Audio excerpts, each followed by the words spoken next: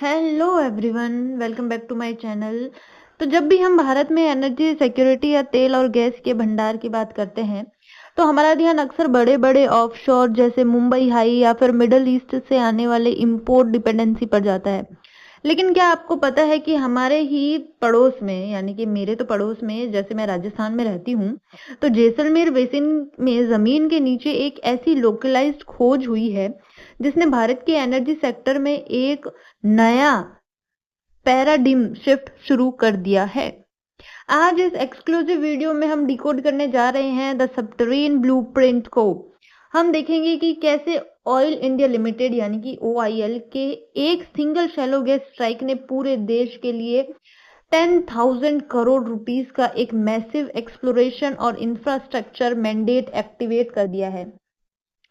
अगर आप किसी भी एग्जाम जैसे कि सिविल सर्विसेज, स्टेट पीसीएस के तैयारी कर रहे हो, स्पेशली राजस्थान वाले की, या आप भी किसी भी कॉम्पिटिटिव एग्जाम की तैयारी कर रहे हो, तो ये रिपोर्ट आपके लिए बहुत इंपॉर्टेंट होने वाली है, क्योंकि इस रिपोर्ट के अंदर कुछ ऐसे इंपॉर्टेंट डेटा है जो आपके एग्जाम में पूछे जा सकते हैं, वेदर इट्स वनडे एग्जाम जैसे कि बैंकिंग, एसएससी और रेलवे, या फिर स्टेट पीसीएस, यूपीएससी में, मेंस में ऐसे सवाल पूछे जा सकते हैं।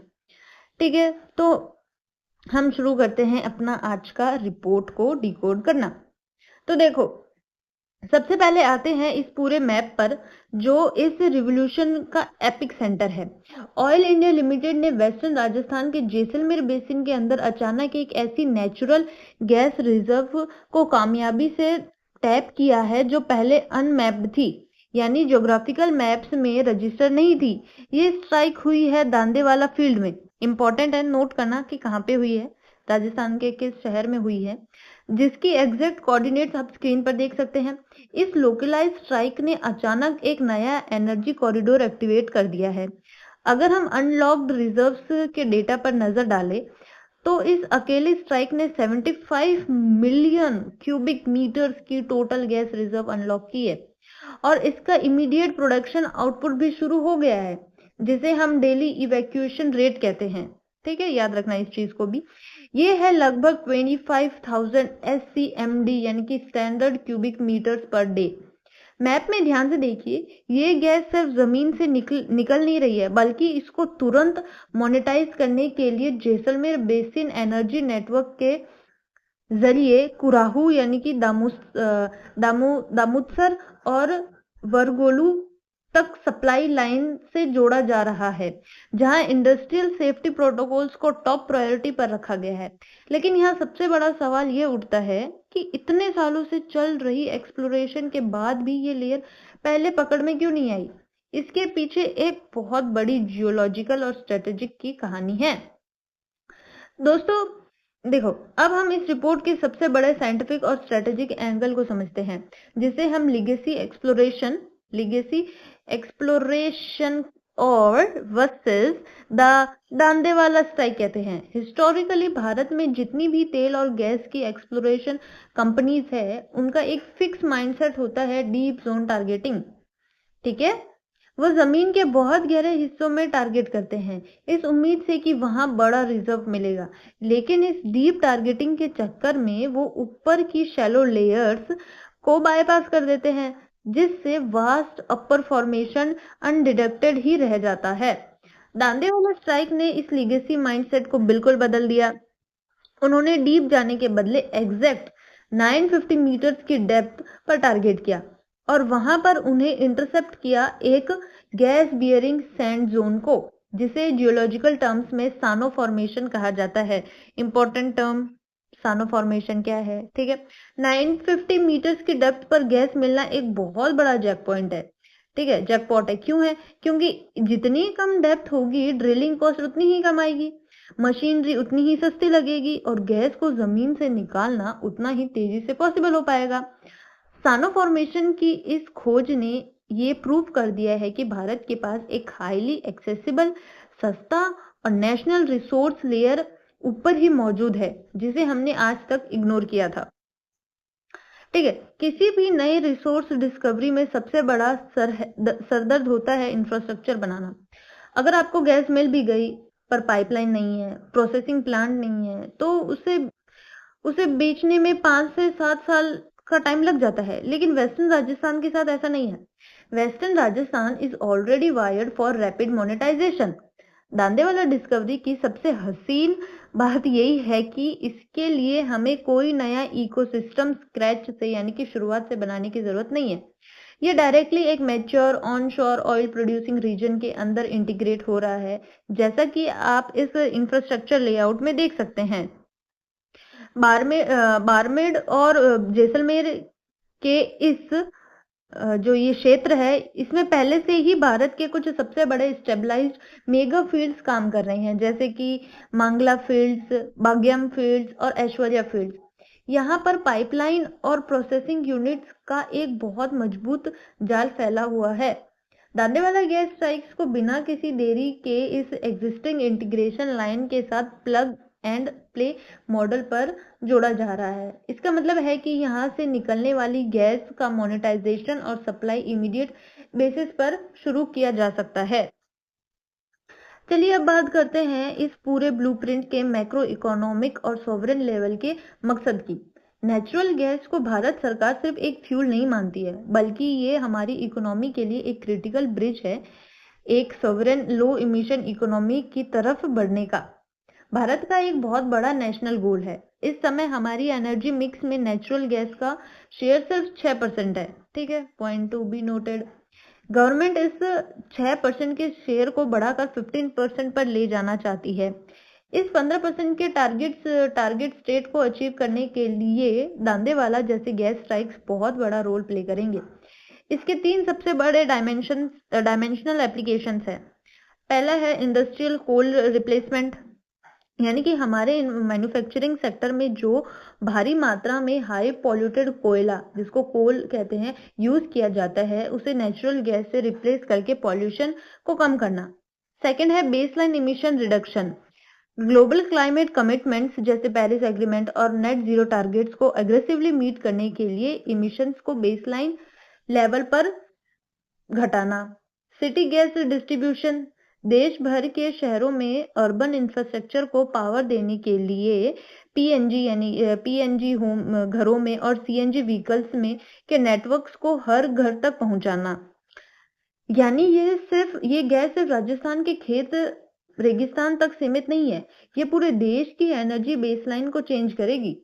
कैसे करेगी? देखो, जब ऑयल इंडिया लिमिटेड ने इस शैलो गैस ब्रेक थ्रू के पोटेंशियल को देखा तो उन्होंने पेपर पर सिर्फ फाइल्स नहीं घुमाई, बल्कि डायरेक्टली एक मैसिव 10,000 करोड़ रुपीस का फिस्कल मैंडेट रिलीज कर दिया। ये कोई छोटा अमाउंट नहीं है, ये पूरे तरीके से एक एग्रेसिव कैपेक्स इंजेक्शन है। इस फिस्कल मैंडेट के 3 बड़े पिलर्स हैं। पहला है 100 न्यू वेल्स, यानी कि ऑयल इंडिया लिमिटेड ने टारगेट सेट किया है कि इसी करंट फिस्कल ईयर के अंदर देश भर में 100 नए कुएं डिप्लॉय किए जाएंगे ताकि नेशनल आउटपुट को अचानक और तेजी से स्केल पर पहुंचाया जा सके। सेकेंड है 10,000 करोड़ डेडिकेटेड कैपेक्स, यानी कि ये डेडिकेटेड कैपिटल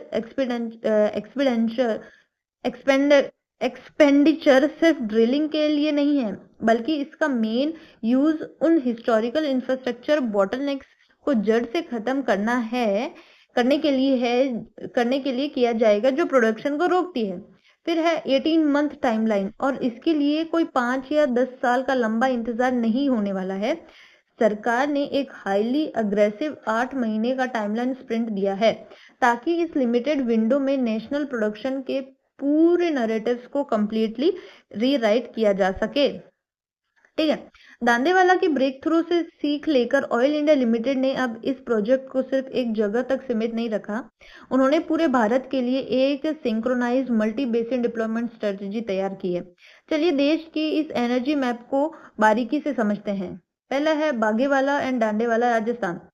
ये हमारे मेन एपिक सेंटर है जिसे द न्यू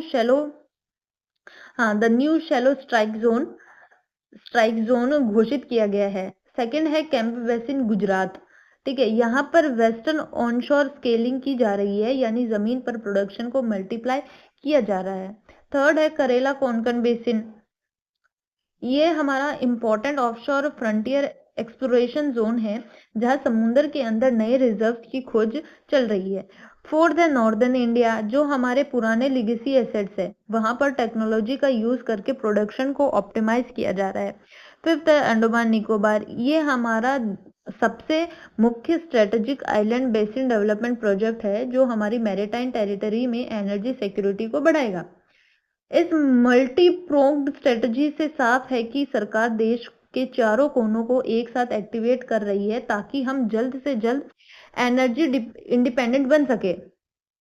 चलिए अब आते हैं इस ब्लूप्रिंट के सबसे बड़े इंजीनियरिंग और प्रोसेस फ्रेमवर्क पर, जिसे रिपोर्ट में फ्रिक्शन टू फ्लो डायग्नोस्टिक कहा गया है।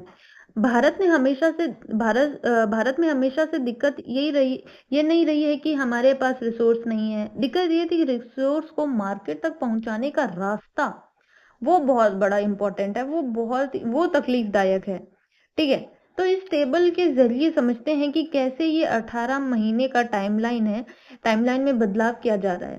पहला है ओल्ड एरा कॉन्स्ट्रेंट्स। इसमें क्या है कि पहले हमारे पास सीवियर पाइपलाइन शॉर्टेज थी, इन्वॉल्वमेंट और सरकारी क्लियरेंस में साल भर लग जाते थे, हमारे गैस प्रोसेसिंग इंफ्रास्ट्रक्चर बहुत लिमिटेड था और इवैक्यूएशन नेटवर्क्स बहुत पुअर थे। इस वजह से खोजा हुआ माल भी जमीन के अंदर ही दबा रहता था। ये जो फिर अभी आता है द 18th मंथ रिजोल्यूशन, इस न्यू ब्लूप्रिंट में फोकस टोटल बॉटलनेक एलिमिनेशन पर है।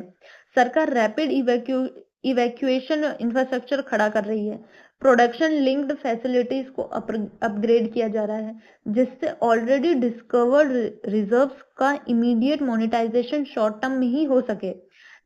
तभी तो जमीन से निकलने वाली गैस सीधे बिना किसी फ्रिक्शन के फ्लो करके इंडस्ट्री तक पहुंचेगी।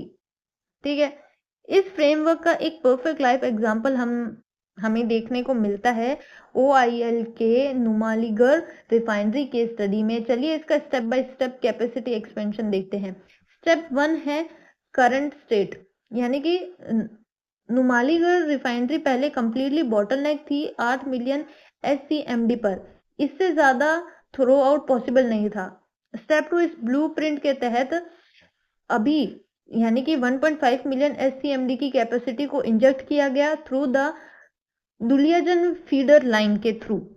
ठीक है, थर्ड स्टेप है इस प्रोसेसिंग एसेट फैसिलिटेशन से रिफाइनरी की ओवरऑल कैपेसिटी स्केल अप होकर सीधी 13 मिलियन SCMD पहुंच रही है, जो कि उनके ऑपरेशनल थ्रूपुट में एक क्लियर 1.5x यानी कि लगभग 1.5 गुना का इंक्रीज है।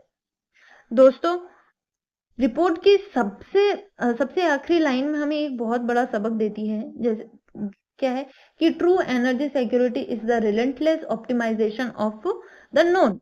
इसका मतलब ये है कि भारत का स्ट्रेटेजिक एडवांटेज अब सिर्फ इस बात पर नहीं टिका है कि हम हर बार कुछ नया और अननोन खोजेंगे, बल्कि असली ताकत इसमें है कि जो हमारे पास है उस शैलो जियोलॉजिकल लेयर्स को परफेक्टली मैप करे और अपने हिस्टोरिकल इवैक्यूएशन बॉटलनेक्स को तोड़कर ग्लोबल वॉलेटिलिटी को एक सोवरेन इंफ्रास्ट्रक्चर अपॉर्चुनिटी में बदल ले।